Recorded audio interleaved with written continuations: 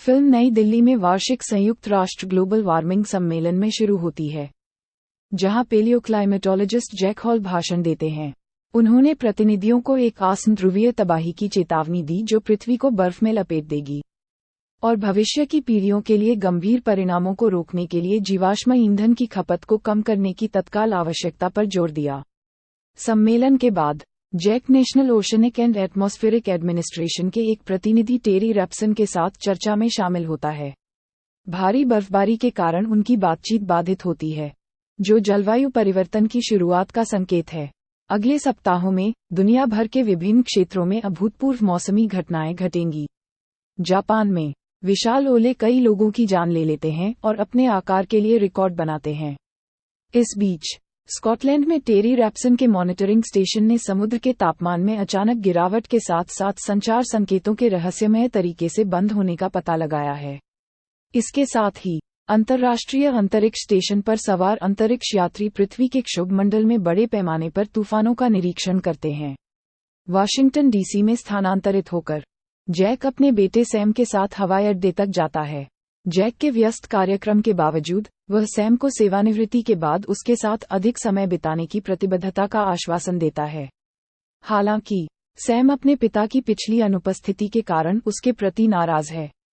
अपने दोस्तों लॉरा और ब्रायन के साथ न्यूयॉर्क पहुंचने पर सैम ने पक्षियों के एक झुंड को पश्चिम की ओर उड़ते हुए देखा, जो किसी अज्ञात खतरे से भाग रहे थे। इस बीच टेरी ने तुरंत जैक से संपर्क किया और खुलासा किया कि ध्रुवीय तबाही तेजी से आ रही है और इसके विनाश से बचने का कोई समय नहीं है। स्थिति की गंभीरता से चिंतित जैक आसन आपदा की सीमा पर स्पष्टीकरण चाहता है।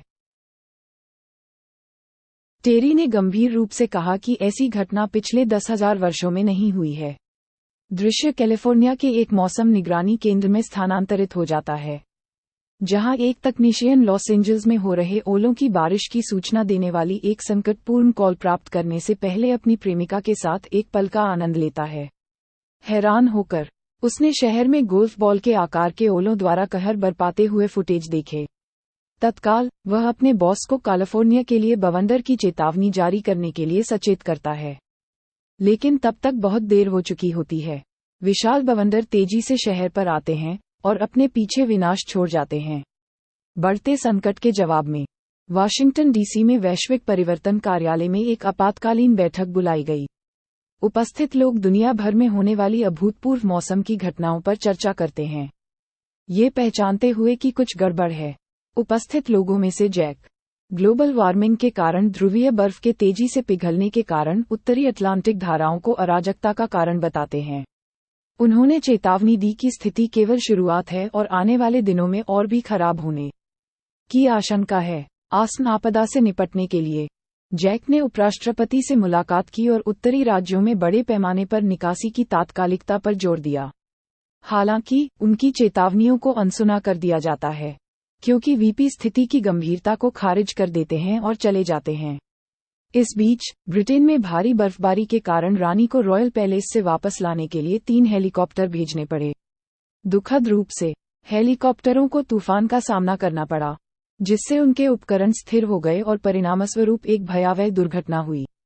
एक पायलट चमत्कारिक रूप से बच गया, लेकिन मलबे से बाहर निकलने का प्रयास करने पर अत्यधिक ठंडे तापमान के कारण उसकी मृत्यु हो गई। मैनहट्टन में वापस सैम और उसके दोस्त डीसी की ओर भागने का प्रयास करते हैं, लेकिन उन्हें पता चलता है कि भारी बारिश के कारण परिवहन सेवाएं ठप हो गई हैं।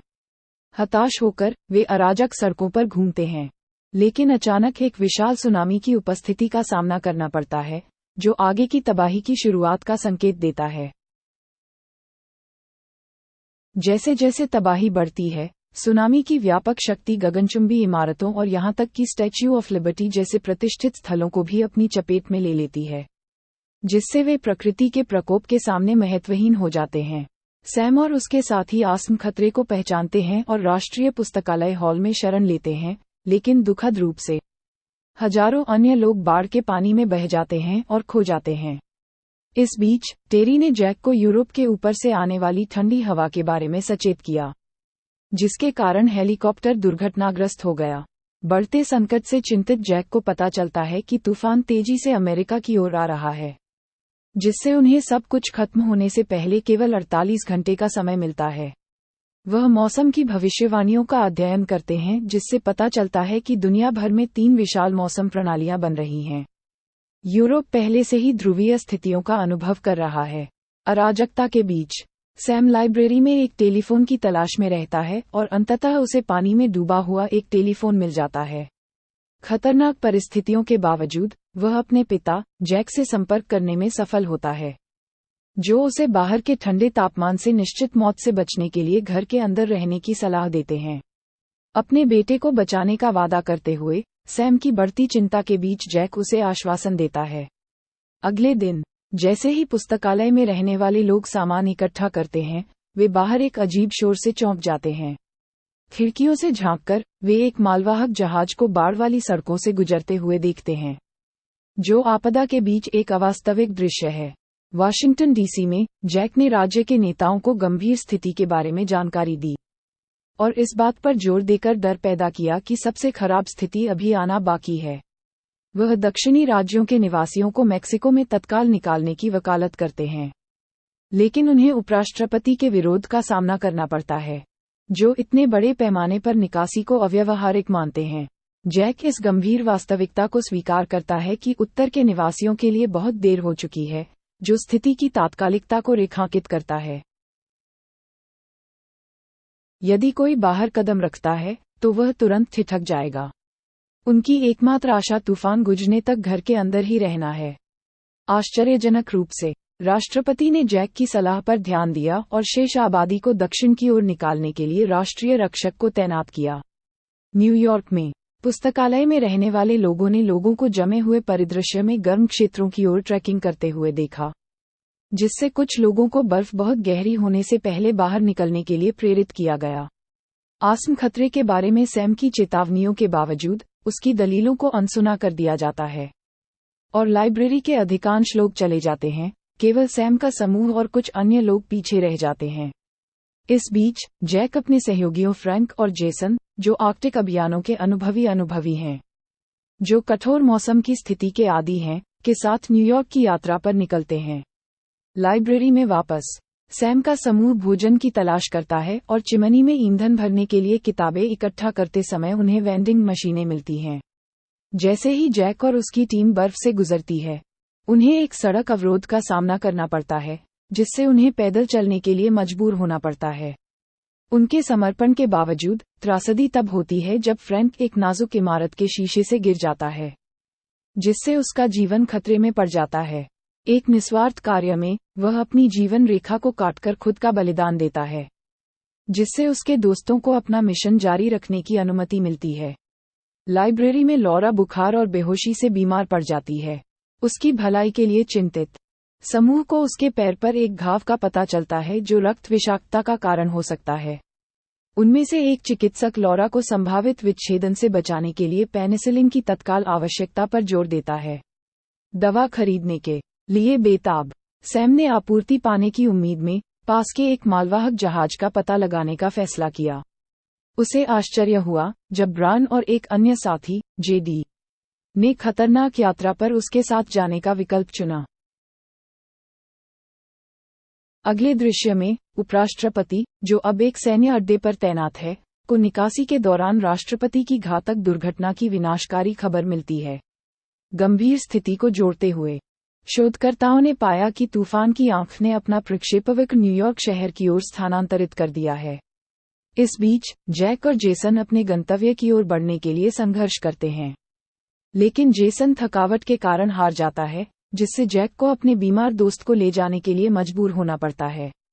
लाइब्रेरी में सैम, ब्रान और जेडी मालवाहक जहाज की ओर बढ़ते हैं, इस बात से अनजान होते हैं कि उनकी गंध ने भूखे भेड़ियों के एक झुंड को आकर्षित किया है, जो पास के चिड़ियाघर से भाग गए थे। जहाज की रसोई में आपूर्ति की खोज करते समय उन्हें पेनिसिलिन मिलता है, लेकिन भेड़ियों द्वारा घात लगाकर हमला किया जाता है। सैम और ब्रान सुरक्षित भागने में सफल हो जाते हैं, लेकिन जेडी गंभीर रूप से घायल हो जाता है।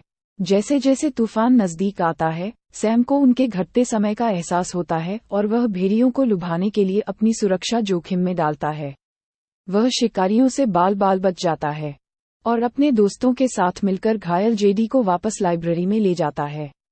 इस बीच जैक जेसन को बर्फ के बीच से खींचते हुए तूफान की बढ़ती हुई आंख को देख लेता है। तेजी से वह एक परित्यक्त घर में शरण की तलाश करता है। जैसे ही बर्फीली ठंड अतिक्रमण करती है, एक खुले वेंट में आश्रय ढूंढता है। दोनों समूह मौत से बाल बाल बचे। कड़कड़ाती ठंड से खुद को मजबूत करने के लिए समय पर पुस्तकालय पहुंच गए। वे आग को बनाए रखने के लिए संघर्ष करते हैं, जो क्रूर तत्वों के खिलाफ उनका एकमात्र बचाव है।